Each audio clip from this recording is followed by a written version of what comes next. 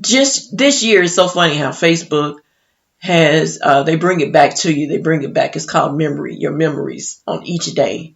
And I realized how much I really spent with my mom and how I videoed her and shared her with the world, because that's the type of person she was. And I remember singing songs with her, and one of her favorite songs was Jesus Loves Me, This I Know, for the Bible tells me so. And I remember singing those songs, and although she didn't remember all the words, when it came down to saying Jesus loves me, she would sing it.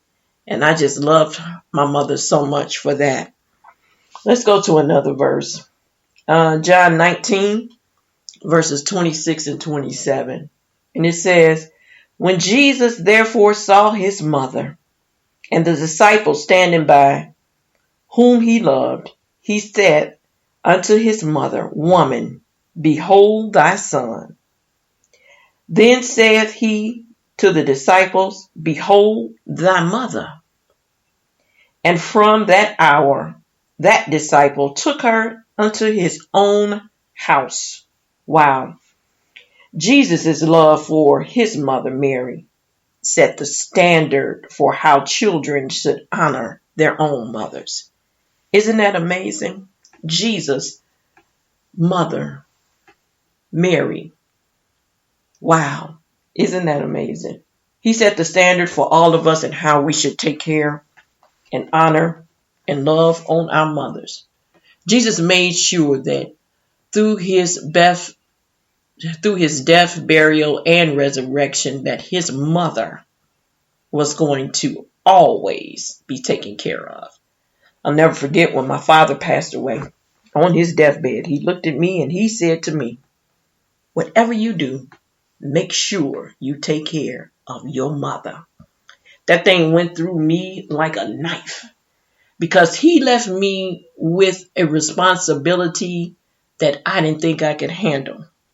My father was passing, and his last words were, make sure you take care of your mother. You see, just like Jesus, my father wanted to make sure that my mother was taken care of, because as a father, he was the head of the household, but he knew that he was leaving his family, and he knew that his wife was suffering with dementia. She was in the early stages of it, and he knew that someone would have to make sure that she was okay for the rest of her years on the earth. No one knew how long my mother would last with dementia. And like I said before, she lasted for 8 years. And it was such an honor for me to be responsible for taking care of her, even with her having dementia, Alzheimer's disease. Although I went through a thing with that thing, with that big responsibility of making sure that my mother was going to be okay. It was just an awesome blessing to be able to do that. And I'll never forget that.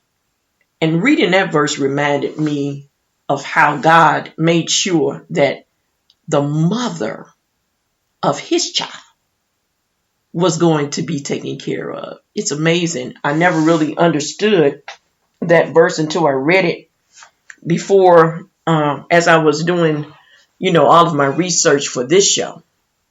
And it talks about how the disciples were right there, or a particular disciple, in which God kind of left that disciple in charge of his mother, and that was John. And so my father, when he said that to me, I was like, man, that's a big responsibility. I had just moved back from Georgia. Ironically, I'm back in Georgia now to take care of him. But I had to wind up staying there to take care of my mom. What a responsibility for someone who was going through her own stuff. I was sick. I had some physical sickness. I had some emotional sickness. And then I was dealing with my addiction of alcoholism.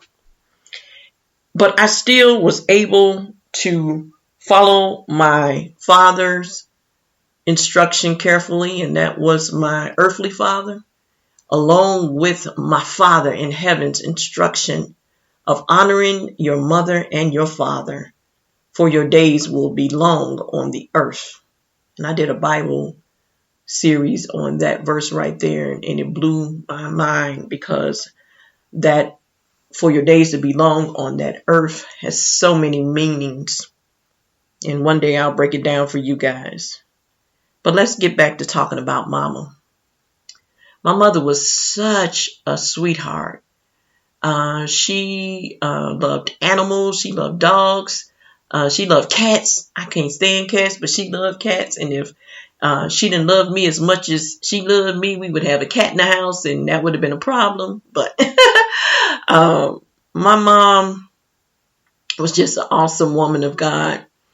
And she gave me character. She made me who I am today. And so for the next few minutes, I'm going to talk about me as a mother. How about that? It's something that I rarely do, but I want to talk about being a young teenage mother, because I was.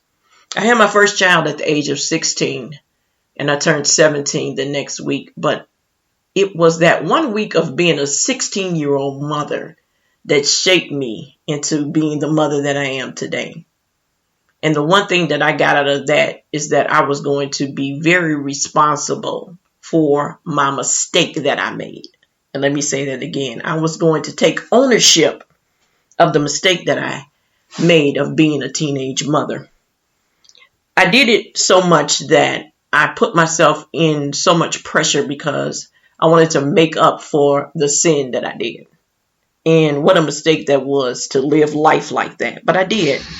And although it was the wrong way to start off being a mother, it was what happened to me. And I could just look back after I had my second child at 19, but by then I was married. Ooh, big deal, right? I was married, and then I had my third child at 28. And the things that I went through as a young mother shaped me into the person that I am today. Now, I started off as a teenage mother, and I knew God, but I didn't know him. And then by the time I turned 28, I got a little bit closer to God, but I really didn't know him. I didn't have a relationship with him. And so, although the alcoholism had taken control of me, I look back and I think I was an excellent mother, because I was able to control my alcoholism enough to provide for my family and take care of my children. We're talking about mothers. And so I made sure that my kids had everything they need and some of the things they wanted. It was very important to me to be able to cook good meals for them, make sure that they had a decent home to live in. I think I did pretty good. I had moved to a suburb in Chicago to make sure that they can go to the best schools. I raised them to be very, very independent. They knew how to do things at an early age, because remember, I was young when I had them. And so I was trying to give them everything that I knew how to do that would make them independent, and they would one day be able to take care of themselves without needing anyone. I taught my kids that. My kids grew up and they did pretty good. We had good days and we had bad days, but one thing we did was that we loved on each other. We did a lot of hugging on each other. We sat down and we talked with each other, and we had a good time. I made sure that they knew that they were loved and that they were well fed. I know it sounds funny, but these things were so important in raising children. My children went on, all three of them are college graduates. They struggled financially, but they did it. And now they are all raising their children, the ones that have children. My daughters have children, my grandchildren, and two of them are married. One of them is no longer married, but she was married and she did her best in her marriage. And so I just want to thank God for being a mother. I thank him for giving me that responsibility. It wasn't always easy, but I made it through because of his word and followed the things that he said a mother should be and be like. I want to thank God for my mother. I want to thank God for all the neighborhood mothers, all the church mothers, all my relatives who stood in to be my mother, and all of my friends who are mothers. Happy Mother's Day to you. God bless you all. Please tune in next week for the show. I know this one was kind of emotional, and I thank you all for listening. Once again, happy Mother's Day. And for my recovery community, do whatever it takes to remain sober. Happy Mother's Day, and God bless you all. You've been listening to Ask Pastor Deb on WOSDRadio.com, the show about recovery and spiritual awareness. We thank you for listening, and please join us again next Sunday at this time on WOSDRadio.com.